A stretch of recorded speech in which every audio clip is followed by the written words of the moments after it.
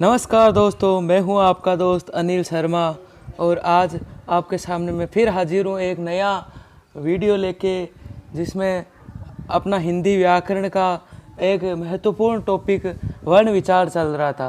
तो दोस्तों, वीडियो शुरू करने से पहले मेरी आपसे एक ही दरख्वास्त है कि वीडियो को लास्ट तक ज़रूर देखें और अगर वीडियो आपको अच्छा लगे तो लाइक और सब्सक्राइब ज़रूर कर देना, और अगर आप इस चैनल पर नए हैं तो सब्सक्राइब कर देना और शेयर भी कीजिए ताकि और भी लोगों को पढ़ने में फ़ायदा मिले। तो दोस्तों, आज अपना 5वां भाग पढ़ रहे थे हम स्वरों का वर्गीकरण में। तो आज है नासिका के आधार पर। तो नासिका के आधार पर इसके दो भाग हैं। पहला है निरअनुनासिक, दूसरा अनुनासिक और सहानुनासिक।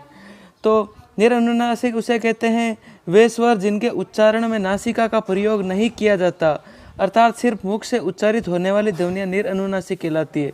जैसे सभी स्वर निरअनुनासिक स्वर होते हैं, उसमें नासिका का प्रयोग नहीं होता। दोस्तों, आगे चलते हैं। अनुनासिक वे स्वर जिनके उच्चारण में नासिका का प्रयोग किया जाता है, अर्थात मुख के साथ साथ नासिका से भी उच्चारित होने वाली ध्वनियों को सहानुनासिक या अनुनासिक स्वर कहते हैं। जैसे अंग, आ, ई, मतलब स्वरों के ऊपर चंद्र बिंदु लगाने से वे अनुनासिक हो जाती है। और जैसे दोस्तों, इस पे आप सोच रहे होंगे कि इस पे चंद्र बिंदु क्यों नहीं लगता। तो दोस्तों, शिरोरेखा से, ये शिरोरेखा इसे कहते हैं, ये शिरोरेखा से जो ऊपर मात्रा होती है तो इसमें चंद्र बिंदु नहीं लगता, खाली बिंदु ही लगता है। दोस्तों, व्यंजन ध्वनियों का वर्गीकरण। व्यंजन ध्वनियों के वर्गीकरण को प्रमुखतः दो भागों में बांटा गया है, उच्चारण स्थान के आधार पर और पर्यतन के आधार पर।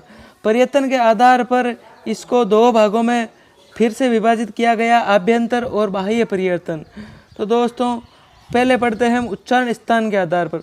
उच्चारण स्थान के आधार पर इसे मुख्यतः महर्षि पाणिनि जी जो व्याकरण के रचयिता है, व्याकरण के जनक कहा जाता है, उन्होंने इसको मुख्यतः 8 भागों में विभाजित किया है। लेकिन दोस्तों, इसे जो व्याकरण का विकास हुआ तो इसे 11 भागों में विकसित किया गया। दोस्तों, पहला भाग है अकुह विसर्जिया नाम कंठ, मतलब इनका उच्चारण स्थान कंठ होता है। यानी ए और आ, और क, कु यानी के वर्ग पूरा, का, ख, ग, ड, अंग, सॉरी ये ड नहीं है, ये अंग है। और विसर्जन अकु है और विसर्जन नाम यानी विसर्ग। तो दोस्तों, दूसरा है इच्चु यसा नाम तालु। इच्चु यसा नाम तालु यानी ई और दीर्घ ई, और चू यानी चे वर्ग पूरा, जैसे च, छ, ज और इया, और य और से, इनका उच्चारण स्थान तालु है। और दोस्तों, तीसरा अपने हैं ऋतु रसाणाम मूर्धा। ऋतु रसाणाम मूर्धा का मतलब होता है, री का मतलब री, ट वर्ग पूरा और र और से षटकोण वाला, तो इनका उच्चारण स्थान है मूर्धा। दूसरों, चौथा अपना अगला है तुलसा नाम दंत। तो ते वर्ग पूरा, तू का मतलब ते वर्ग पूरा और लय और सा, इनका उच्चारण स्थान दांत होता है। तो दोस्तों, पांचवा उपपदया नाम ओष्ठ। तो ऊ का मतलब ऊ दोनों दीर्घ ऊ और लघु ऊ, प वर्ग पूरा, इनका उच्चारण स्थान ओष्ठ होता है, मतलब होठ। जैसे हम प, फ, ब, भ बोलते हैं तो दोनों होठ आपस में टकरा कर इनका उच्चारण होता है। तो दोस्तों, छठवा अपने हैं पंचम वर्ण। इनको पंचम वर्ण भी कहा जाता है। अंग, इया, अण, न, म, ये प्रत्येक वर्ग के पांचवा वर्ण होते हैं। इनका उच्चारण स्थान नासिका होता है। दोस्तों, अगला अपना है एदई कंठ तालु। मतलब ए यानी ए और ऐ, इनका उच्चारण स्थान कंठ तालु होता है। जैसे ए का निर्माण किससे हुआ है, ए और ई, ए धन ई मिलकर ए का निर्माण होता है। तो ए का उच्चारण स्थान कंठ होता है, ई का उच्चारण स्थान तालु होता है, तो इनका उच्चारण स्थान हो गया कंठ तालु। तो दोस्तों, अगला अपने हैं ओ दो तो कंठोष्ठ। ओ दो तो कंठोष्ठ, ओ का मतलब ओ और औ, तो इनका उच्चारण जैसे ए और ए धन ऊ मिलकर ओ का निर्माण करते हैं, तो ए का उच्चारण स्थान कंठ है ही, और ऊ का ओष्ठ और तो इनको दोनों को मिलकर इनका उच्चारण स्थान कंठोष्ठ हो जाता है। 9वां अपने हैं वकारस्य दंतोष्ठ, मतलब वे वर्ण का उच्चारण स्थान दंत और ओष्ठ होते हैं। ऊपर और नीचे का, ऊपर के दांत और नीचे के होठ मिलकर इनका उच्चारण करते हैं। 10वां अपने हैं रे ने ले से जे, इन 5 वर्णों का उच्चारण स्थान होता है वर्तस्य यानी मसूड़े। और लास्ट में एक बचता है अपने है, तो इनका उच्चारण स्थान होता है काकल्य। काकल्य या अलिजीवा, काकल्य वो होता है जो अपने मुंह खोलते हैं तो वो घंटे की तरह लटका होता है, उसे काकल्य कहते हैं। तो दोस्तों दूसरा भाग पर्यटन के आधार पर इसके 2 भेद हैं। पहला है अभ्यंतर पर्यटन, जब किसी व्यंजन के उच्चारण के प्रारंभ में जो परिवर्तन किया जाता है उसे अभ्यंतर परिवर्तन कहते हैं। इसके अभ्यंतर परिवर्तन के 8 भेद होते हैं। पहला होता है स्पर्शी। पहला स्पर्शी, स्पर्शी में क ट त पे वर्ग के 4 वर्ण होते हैं, शुरुआत के 4 वर्ण, तो ये 16 हो गए। और इनके दूसरा होता है संघर्षी, तो संघर्षी में स है, ये 4 संघर्षी में आते हैं। और तीसरा होता है स्पर्श संघर्षी, स्पर्श संघर्षी में होते हैं च छ झ झ। और चौथा होता है नासिकीय, नासिकीय में 5 वर्ण आते हैं 5। और 5वां है उत्क्षिप्त, उसमें होता है अड और अड। और अड और अड ये उत्क्षिप्त क्यों कहते हैं इनको हम आगे विस्तार से पढ़ेंगे। दोस्तों छठा होगा अपने प्रकम्पित। प्रकम्पित यानी रे वर्ण है जो प्रकम्पित की श्रेणी में आता है। दोस्तों 7वां है इसके अंदर पार्श्विक, पार्श्विक में लय होता है। और 8वां अपने संघर्षहीन, इसमें ये और वे आता है, इन्हें हम अर्ध स्वर भी कहते हैं। तो दोस्तों आगे चलते हैं, इनको विस्तार से पढ़ते हैं। तो इसमें पहला हम लेते हैं स्पर्शी व्यंजन। स्पर्शी व्यंजन वे व्यंजन जिनके उच्चारण में विभिन्न उच्चारण अवयवों का स्पर्श किया जाता है सभी स्पर्शी व्यंजन कहलाते हैं। जैसे चारों क वर्ग, ट वर्ग और ते वर्ग और पे वर्ग के प्रथम 4 अक्षर, पंचम वर्ण को छोड़ के ये 16 अक्षर ये स्पर्शी व्यंजन कहलाते। दोस्तों आप साथ साथ में नोट्स भी लिखते रहिए ताकि आपको आगे रिवीजन करने में सहायता मिल सके। तो दोस्तों मेरा यही आपसे गुजारिश है कि साथ साथ में नोट्स भी लिखते रहिए, या तो वीडियो की स्पीड कम कर लीजिए या आप पॉज करके नोट्स लिख सकते हैं।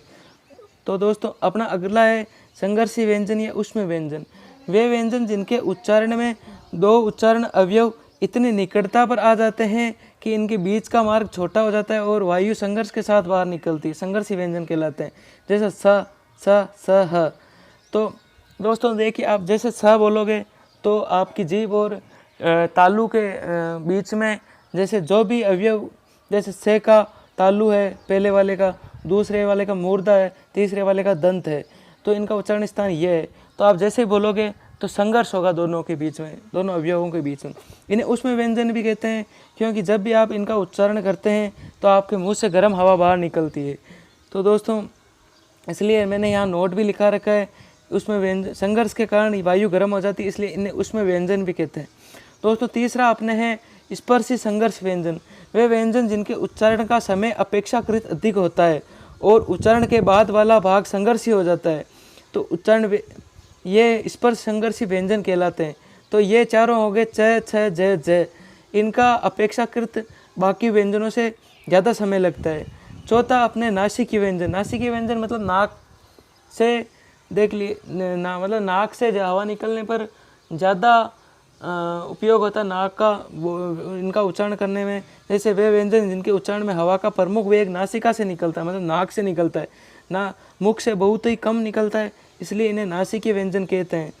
इनमें होता है अंग, य, अणे, न और में। इन्हें हम पंचम वर्ण भी कहते हैं। दोस्तों उत्क्षिप्त व्यंजन, 5वां है उत्क्षिप्त व्यंजन। उत्क्षिप्त का मतलब ही होता है फेंका हुआ। वे व्यंजन जिनके उच्चारण में जिह्वा ऐसा महसूस कराती है जैसे इन्हें फेंक रही हो, मतलब इन वर्णों को फेंक रही हो, उत्क्षिप्त व्यंजन कहलाते हैं। जैसे अड, जैसे हम कहते हैं अड, तो ऐसे हमें ऐसे नहीं लगता कि जैसे ये इनको बाहर फेंक रही है।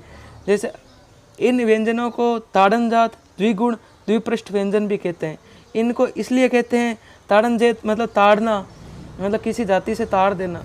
तो इन वर्णों को जैसे बोलते हैं तो ऐसा ही प्रतीत होता है कि इन्हें इनकी जाति से ताड़ दिया गया। द्विगुण यानी ये दो गुण प्रकट करते हैं, मतलब ये दो गुना समय लेते हैं उच्चारण के अंदर। तीसरा द्विपृष्ठ, द्विपृष्ठ यानी इन्हें अड़ बोलते हैं, तो ये 2 पृष्ठों में बोले जाते हैं। छठा है अपना प्रकंपित। प्रकंपित व्यंजन वह वर्ण या व्यंजन जिनके उच्चारण में जीवा को 2-3 बार पहले कंपन करना पड़ता है, उसे प्रकंपित वर्ण कहते हैं। जैसे र तो हम र बोलते हैं तो पहले कंपन सा होता है ना, इसलिए इन्हें प्रकंपित, जीवा से लुढ़कता हुआ सा महसूस होता है। हम रे बोलते हैं तो जैसे ऐसे लगता है ये लुढ़क रहा है, तो इसलिए हम इसे लुंठित वर्ण भी कहते हैं। तो दोस्तों आज के लिए इतना ही। अगर आपको ये वीडियो अच्छा लगा तो लाइक ज़रूर कर देना और अपनी राय कमेंट में ज़रूर दें कि आपको ये वीडियोस कैसे लगते हैं। और दोस्तों साथ ही साथ में मैं साइंस की क्यूज़ भी चला रहा हूँ, जो सुबह डेली वीडियो अपलोड करता हूँ। तो आप आज का सुबह का चढ़ाया हुआ वीडियो है, तो आप वो वीडियो जाके ज़रूर देखें। और इसके पहले 4 पार्ट में हिंदी व्याकरण की भी चढ़ा चुका हूँ, इनकी लिंक में डिस्क्रिप्शन में लिंक दे दूँगा, तो वो वीडियो भी आप ज़रूर देखिएगा। क्योंकि सबसे पहले ये पढ़ने पर काम नहीं आएंगे, पहले से वो चारों वीडियो देखेंगे तो आपको ये सारा समझ में आएगा।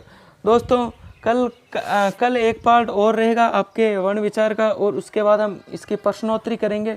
तो दोस्तों धन्यवाद। जय हिंद, जय भारत।